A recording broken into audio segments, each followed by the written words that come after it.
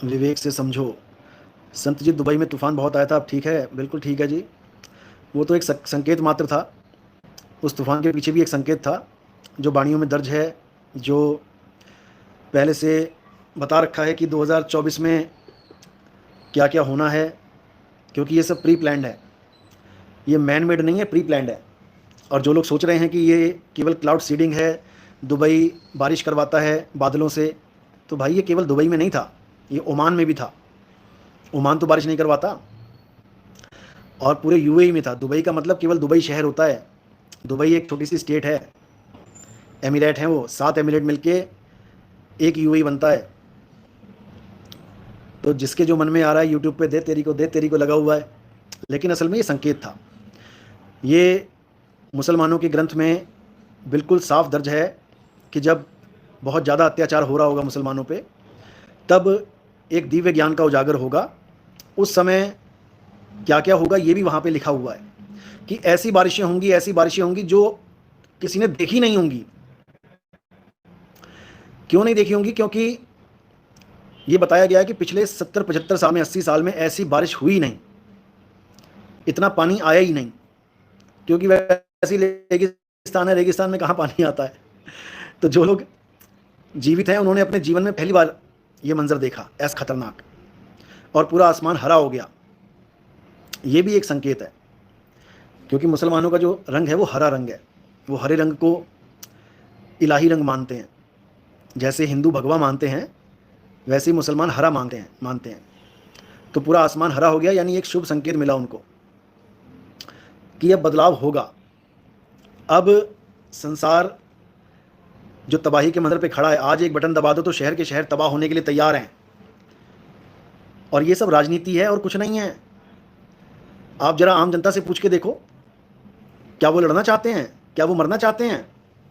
कोई नहीं, एक भी लड़ना मरना नहीं चाहेगा। सब अपने काम धंधे में बिजी हैं, सब अपने बच्चे पाल रहे हैं, सबको अपने परिवार से मिलना है, प्रेम करना है, अपने परिवार में बैठ के रोटी खानी है। कौन चाहेगा बना बनाया मकान एक बम गिरा और पूरा ध्वस्त हो जाए और उसके बाद झुंगी झोपड़ी में रहना पड़ेगा, सिर छुपाने की जगह नहीं है? समझ लो, कोई नहीं चाहता इस दुनिया में। जनता नहीं चाहती कि युद्ध हो, जनता बिल्कुल नहीं चाहती। लेकिन ये पॉलिटिशियन जो बैठे हैं, ये जो राजनीति करने वाले लोग बैठे हैं, असल में ये हैं दानव। ये साक्षात काल बने बैठे हैं। खुद तो केबिन्स में, बंकर में छुपे बैठे होते हैं ये। ऐसी ऐसी इनके हॉल होते हैं, ऐसी ऐसी इनकी ऑफिस होते हैं कि परमाणु बम भी फेंक दें तो ऑफिस में एक सुई ना हिले। इतने सेफ होते हैं इनके ऑफिस। और आम जनता मरती रहे, इनका क्या जा रहा है? इनके बाप का कुछ नहीं जा रहा, मरती रहे। मैं तो मंजर देख के आया हूं जॉर्डन में। ऐसी जगह चला गया था जहां बिल्कुल साथ ही में बॉर्डर है, 5 किलोमीटर पे इजराइल का बॉर्डर है, उधर 5 किलोमीटर पे सीरिया का बॉर्डर है। उधर केवल ये डेड सी जो था, राधे राधे, उधर जो डेड सी की मैंने वीडियो डाली है, डेड सी के इधर जॉर्डन है और डेड सी के उधर फलस्तीन है। समुद्र पार करके कोई इधर, समुद्र क्या, वो छोटी सी नदी टाइप की है वहां तो। और वो समुद्र भी ऐसा है कि उसमें कोई भी कूद जाए, बच्चा भी कूद जाएगा तो ना डूबेगा। जिसको तैरना नहीं आता जीवन में, जो कभी तैरा नहीं, हाथ पैर नहीं मारने आते, वो भी अगर छलांग मार देगा उस समुद्र में, वो डूबेगा ही नहीं, क्योंकि उसमें कोई डूबता ही नहीं है। वो ऐसा समंदर है, उसमें कोई डूबता ही नहीं है। जिसको बिल्कुल भी तैरना नहीं आता, उसको भी अगर समुद्र में फेंक दिया जाए और उसके पेट के ऊपर 5 किलो 10 किलो का पत्थर भी रख दिया जाए, तब भी तैरेगा वो। ऐसा हाल है उस समुद्र का। उसको डेड सी कहते हैं, फ्लोटिंग, फ्लोटिंग सी। उसमें सब फ्लोट ही करते हैं। तो वो पार करके कोई इधर आ जाए तो जॉर्डन है, उधर चला जाए तो फलस्तीन है। लेकिन कोई भी नहीं चाहता कि युद्ध हो। जॉर्डन वाले तो बिल्कुल ही नहीं चाहते।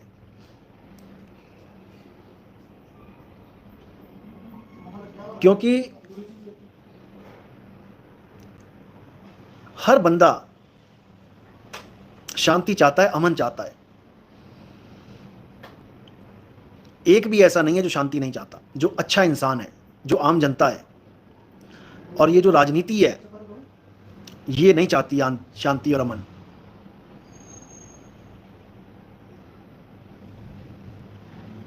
समझ लो। क्यों? क्योंकि उनको राजनीति करनी है, अपनी गद्दी चलानी है, और गद्दी लाशों पे ही चलती है। जितनी भी राजनीति चल रही है सब धर्मों के ऊपर चल रही है।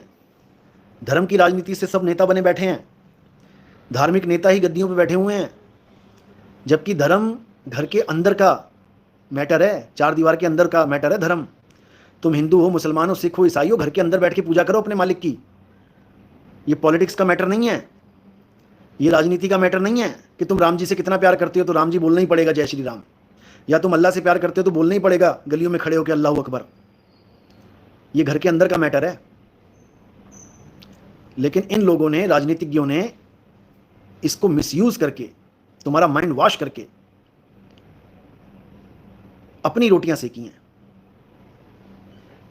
बस इतना ही खेल है इनका। और ये पूरे विश्व में है। पूरे विश्व में बड़ी से बड़ी सरकारें जो बैठी हैं वो सब धर्म का ही धंधा करके बैठी हुई हैं। कुछ कुछ देश ऐसे हैं जो इसको बिल्कुल भी अलाउ नहीं करते, धर्म को सड़क पे आने का कोई चांस ही नहीं देते। जैसे सिंगापुर। सिंगापुर में आप किसी भी गली में खड़े होकर धर्म की बात कर ही नहीं सकते, सीधे जेल के अंदर डायरेक्ट, कोई सुनवाई नहीं। क्योंकि वो देश ऐसे हैं जो कहते हैं कि प्रगति करो, मेहनत करो, पैसा कमाओ, दुनिया में कुछ नंबर लेके आओ, ये धर्म वरम अपने घर में रखो। कि तुम 5 टाइम नमाज पढ़ना चाहते हो कि 7 टाइम की 8 टाइम, वो तुम घर में देखो।